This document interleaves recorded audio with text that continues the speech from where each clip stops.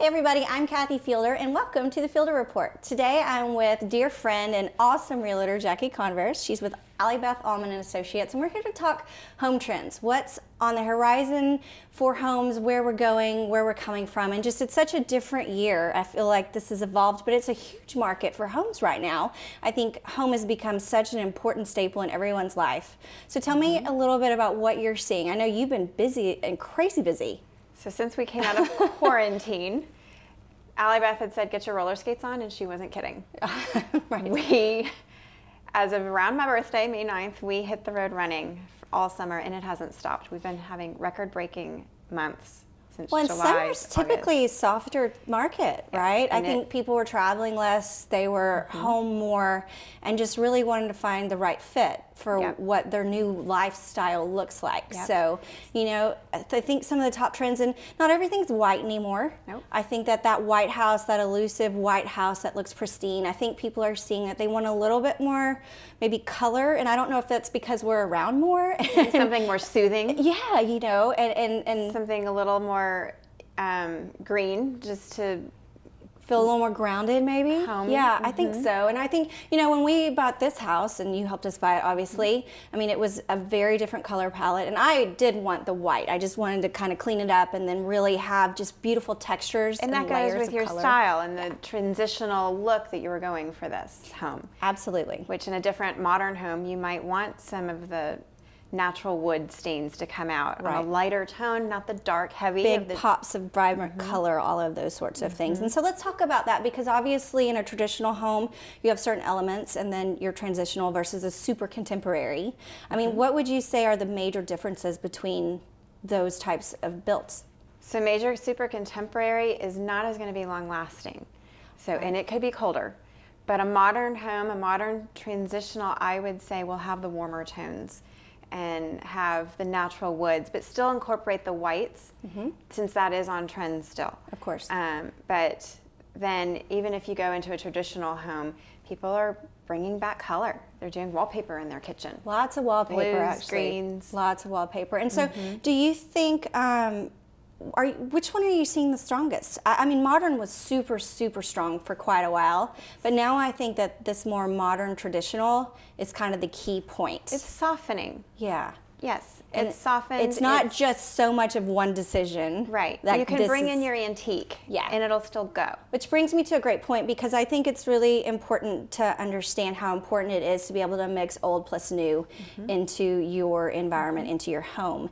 And I think this particular format gives you a really great ability to do that. However, I've seen very, very modern homes with amazing antiques. So it's really funny, and I think that today's style is all about, and has been for a long time, but I think now more than ever, it's about layering. Really giving that texture through different finishes, metals, woods, colors. You're so good at that.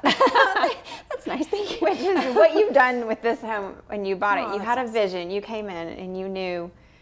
You can see the wheels turning as you walked through, just seeing what you would do. Well, to we make walked the through one changes. today, and I was pretty interested in seeing what I could do with that. No, it is a good saw those challenge for wheels me. again. I know. I really enjoy like envisioning and making a space that some would say isn't that great. But taking those bones and making it into something spectacular. And I think that's a key thing that you probably have to work with on a lot of your clients, right? Is helping them see the vision of what the house 90% can of the become. population cannot visualize. Right. So your job is to stage, when you're listing a home, show them, walk them through. Say, if there isn't any furniture, this is the dining room. Right. People Here's your table. They might see the chandelier hanging and they still don't get it. Yeah, absolutely. And I think there are easier ways to transform a space than, you know, like, for example, light fixtures. A light fixture, you know, you walk in some homes and you're like, oh my gosh, the lighting. But that's a very, very simple way to transform a room. Right? Paint color, right? Wall texture is really huge. I think that one of the best pieces of advice that I could give, if you're buying a home, it does not have a great wall texture, take the time, if you can, before you move in and texture and smooth out those walls. Smooth it out. Make it clean. Absolutely, because that's going to be Fresh. one of the biggest resale values for your home, right? And of course, bathrooms and kitchens. They sell homes. Those sell homes, right? And so do you think, you know, what are you seeing as far as the biggest kitchen trends right now? So white still sells. Okay. But You want to make it a little bit softer. Don't make it an icebox white. Right. Necessarily. You can add You don't want the this golds. gleaming white at you. You need a Right. softer palette of white, which Right. it's funny when you dig into whites, there's 40 There's a million. Yes. that you'll put on the wall and you'll be like, none of those work. Right. Right? And you're like, how can none of those whites work? You and can I'm even an do a expert. gray tone that would make it a little bit softer and give it a Absolutely. little bit of a contrast. Well, and So, you also have to look at lighting and when you're choosing. what do you want? Do you want the nickel or do you Right. want the brushed brass? Absolutely. Which look are you going for? Which look are you going for? Because they're a very different dynamic, you know, and you have to look at lighting throughout the day whenever you're choosing some of these colors and how you're, you know, what winter treatments are you putting Blue in? can be completely different. Absolutely. It can be so different. And so you have to look at all of those factors. And so, you know, but again, going back to what do you think, you know, white's still on trend in the kitchen. Do you think painted cabinets or yes, right? I think For most homes, yes. Yeah. I think for a little bit more of a modern home, a light oak finish with a white clean countertop can be gorgeous as a statement island. And then white counters in the back. And then what about like navy painted cabinets, for I instance? love navy on an island. And so it always looks, for a it pop. still will always show With really a well brushed and just brass, be love it. absolutely beautiful. And then as far as bathrooms go, I really feel like bathrooms tend to still be in that white marble range. Yep. It's really strong. And again, I think choosing the fixtures makes all how, you know, the end product. Sure. The one thing I will say about bathrooms And is then paint on a powder, you can add that pop. right. You can make it a little Jill box bathroom. that is- Absolutely. When I painted my powder room black. Right. And you know, and so it's just this striking, and then I have these white, beautiful really Italian marble cool countertops to walk into. It's very cool to walk into, and it's just a very chic. It's tiny, but it's just super Sophisticated. chic and sophisticated. And so I think, you know, let's take a look at the look that you want. I mean, your number one piece of advice: you're walking someone through your house, and you know their style is traditional, right? So how do you help them? What's the number? And I realize every situation is so different. Very.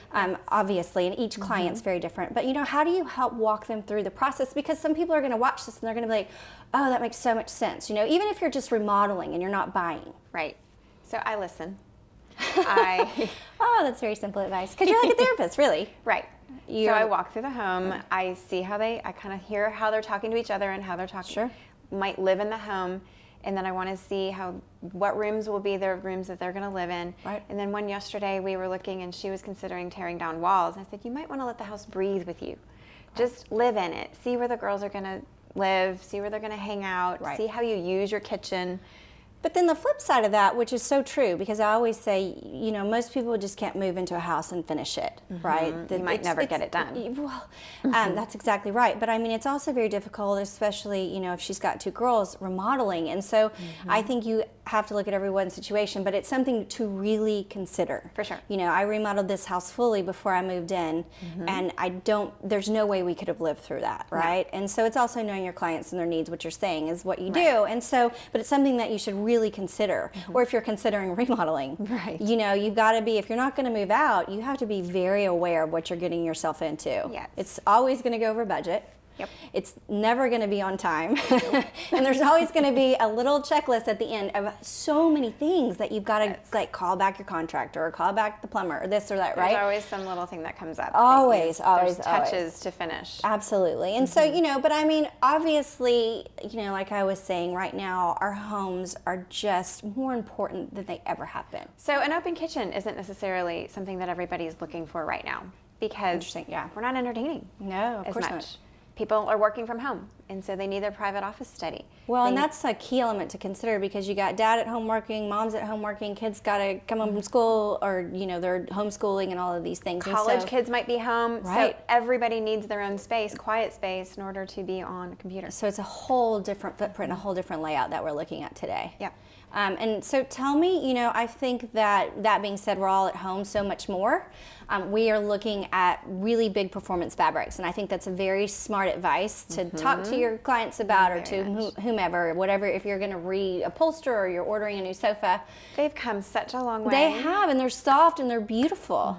And, you know, the velvets don't mar, and the silks and the linens, they last longer. And so I think we all have to look at that, because we're putting a lot more wear and tear on the house. For sure. Right? For sure. And so, you know, and so now that we're not entertaining as much and it's a little bit different, you know, you definitely see different elements. Is there any other elements that you're seeing people are still looking for? Pools.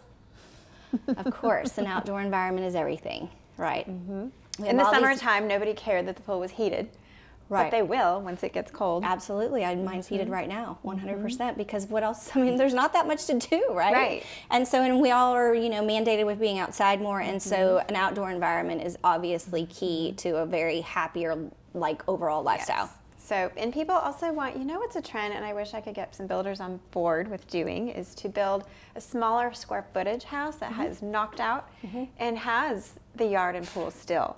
Right. And still That has all the backyard that amenities you want, of that 8,000 square foot house. Right. But on a smaller footprint. And so I think it's a hard, you know, when your mindset has been to do this larger scale for so long, to come to this smaller point, it takes a little bit of downshifting. And of course now everyone's buying. So, you know, a paradigm shift like that is, I think, hard to grasp for a lot of people. It's going to skyrocket a square foot price. It might not appraise initially. So it's a trend that has to happen kind of organically. Right. But I think being very mindful of that the more backyard you have in today's world, I think the happier you can. Your family, you can send the kids outside and go play. You have more space to just breathe a little bit. And, you know, the way entertaining looks now. I mean, if you've got a great backyard to entertain in, then you know. And you can bring your friends over. Absolutely. And you can you're have safe. the You don't distance have to- space and have a nice little, you know. We were talking earlier about all these fun, like, ideas of trying to, like, do socially distanced entertaining and cheese boards for everybody, and you make your own, and that kind of stuff. And so you do need that space. It's now more than ever, especially here that we're able to be outside most of the year. So I think, you know, one of the things I'm known for when I'm designing a space is layering and textures, but, you know, a really beautiful space that is very inviting as well. I like for my home to look like a show home, but I want it to be so comfortable and livable. Right? And so we all do. And so, you know, when you're staging a home, what are some of the ways that you create special nooks to kind of show your clients or whomever how great the house can be? Right. So you might have a little nook, a bench, where you can throw some pillows for a reading nook. On the end of the bed, just throw a heavier throw for winter, Big fall, cable winter. knit throw that you instead just of a wanna lighter wrap weight for summer. Absolutely. Just adding some texture. Because we're seeing, you know, as we move, and obviously faux fur and fur always come into play this time of year, and it's time that we're going to be moving indoors because it is going to be getting colder. I love velvets. For Velvets winter are and beautiful. fall. And again, we're talking about all those performance fabrics and how velvets, you know, it used to be very difficult, especially if you have pets and kids and all this. Right. But now these fabrics are so fantastic. And, you know, I actually, some of the rugs in my house are indoor-outdoor rugs because they become so spectacular and they're so much easier to clean. When you've got pets, so And then all it's easier. kids and, you know, all this stuff. And then, you know, Sombrella makes fantastic outdoor fabrics that literally you can throw on your family room sofa, Indoors, right? yes. And so I think it's figuring out these textures, your color palette, how you want to combine them all just to make this incredibly light, soft, beautiful space. Or not necessarily light, that's probably not the best choice of words, you know, but depending on you, what appeals to you. Sure. And so I think that it's really figuring out also that you can layer so much together, so much more than you think you can. And having all those textures really work for you to make an incredibly layered, multi-textural space. So let's talk a little bit before we close about the prospect of buying or selling a home. We all get emotionally tied to the spaces that we love, right? And so I'm sure that you have to advise your clients, hey, it's a house, right? And so, and you know, you're buying a house, and until you sign on that dotted line, I mean, you kind of can't get that emotionally attached to it. It's a business deal. transaction. There you go. That's right. 100%. Exactly. And so, you know, how do you advise clients to kind of stay on that track? Because everybody starts going back and forth. It gets very exciting. Yes. You know, you're in love with it. Well, and you can bring contractors in, and they get even more excited about right, the vision. because you have the vision and all that. And so I think it's a really important. So how do you keep your clients kind of calm through the process? Just knowing, even if I've fallen in love with their home, knowing that there's going to be another one. There is always another home. that will come available. And it's probably the right one. Yes. If it works out that way. What's meant to be will be. I think that's so true. And I think that's such a great piece of advice because at the end of the day, it is really just a building. It's a piece of real estate and figuring out how to make that work for you. It's an investment. It's an investment. It's your biggest asset. It's something that's going to grow with you long term. Right. So you make that work for you. Absolutely. And so I think it's important also to remember that you can walk into a home, like I walked into my home and it was, not the most favorite house that I'd seen. It wasn't the location you wanted. It wasn't the location I wanted, but now it's probably the most favorite home I've ever had. And the land is phenomenal. Thank you. And so I think it's understanding and having a vision and really, really, I think you're great at advising your clients on the vision of what they're seeing versus just the actuality of what they're seeing. Right. And that's a really important aspect of, when you're house hunting or looking for a home or you're selling your home and understanding when people are making you offers and all of these things, this emotional roller coaster that home buying and selling is. Yes. Yes. It It gets a little Scary crazy sometimes. sometimes. That's right.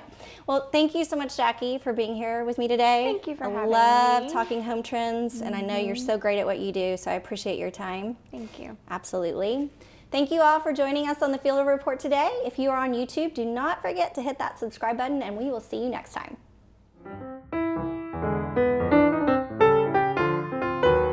Hold on. Pearl. Me too. Do it. All good.